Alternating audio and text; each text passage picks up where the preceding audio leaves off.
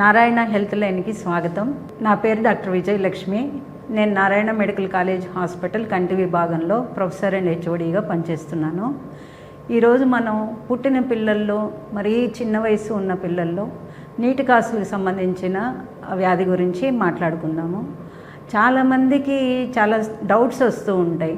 అంటే పుట్టిన పిల్లల్లో కూడా నీటి కాసులు వస్తాయా, పుట్టిన పిల్లల్లో కూడా శుక్లాలు వస్తాయా, ఇవన్నీ చిన్న పిల్లలు పుట్టిన పిల్లల్లో కూడా వచ్చేదానికి అవకాశం ఉన్నాయి.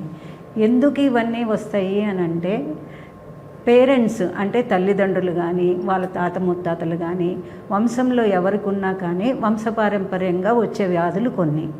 అలాగే జన్యులోపాలు అంటే మన డిఎన్ఏ ఆర్ఎన్ఏలో ఏమన్నా వ్యాధి నిరోధించే జన్యువు లోపించినా కానీ లేదు వ్యాధి కలిగించే జన్యువు చేరినా కానీ ఈ వ్యాధులు వచ్చేదానికి అవకాశం ఉంది.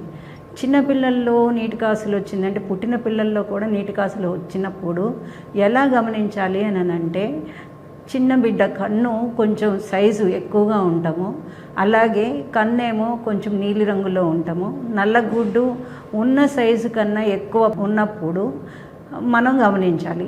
అలాగే చిన్న పసిబిడ్డ వెలుతురు చూడలేకపోవడం, వెలుతురు చూడలేకుండా తల్లి కొంగు చాటున చేరడము, అలాగే కంటి నుండి నీరు కారడము, ఏడవడము, ఇలాంటివన్నీ చేస్తూ ఉన్నప్పుడు తల్లి గమనించాల్సి ఉంటుంది.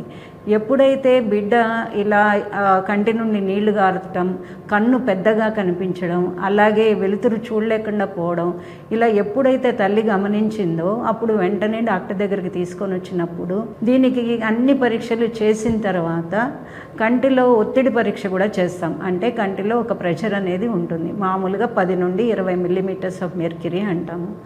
అలా కాకుండా ఆ ఒత్తిడి, ఆ ప్రెషర్ అనేది చాలా ఎక్కువ ఉంటుందన్నమాట. 40, 50, 60 అలా కూడా ఉండొచ్చు. అలాంటి పరిస్థితుల్లో పరీక్షలన్నీ చేసిన తర్వాత దానికి తగిన ఆపరేషన్ మాత్రమే చేయాలి. మందులతో దానికి నయం చేసేదానికి వీలు కాదు. ఎందుకు అంటే కన్ను ఏర్పడేటప్పుడే నిర్మాణ లోపం జరగడం వలన ఈ వ్యాధి వచ్చేదానికి అవకాశం ఉంటుంది. అలాంటప్పుడు మనము మందులతో సరి చేయలేం. దానికి తగిన ఆపరేషన్ చేసినప్పుడే అంటే గోనియోటమీ లేదు ట్రబెక్యులోటమీ ఇలాంటి సర్జరీ చేసినప్పుడు కంటిలో ప్రెషర్ తగ్గి ఒకవేళ కంటి నరము డ్యామేజ్ అయినా కూడా అది మళ్ళీ మనకు సరి చేసుకోవచ్చు. అంటే శాశ్వతంగా చూపు తగ్గే అవకాశం చిన్నపిల్లల్లో ఉండదు. కానీ పసిపిల్లల్లో ఇది వ్యాధి గుర్తించిన వెంటనే మనం ట్రీట్మెంట్ చేసినప్పుడు ఏ మేరకైనా ఒకవేళ నరం దెబ్బతిన్నా కూడా అది మళ్ళీ తిరిగి మామూలుగా అయ్యేదానికి అవకాశం ఉంది.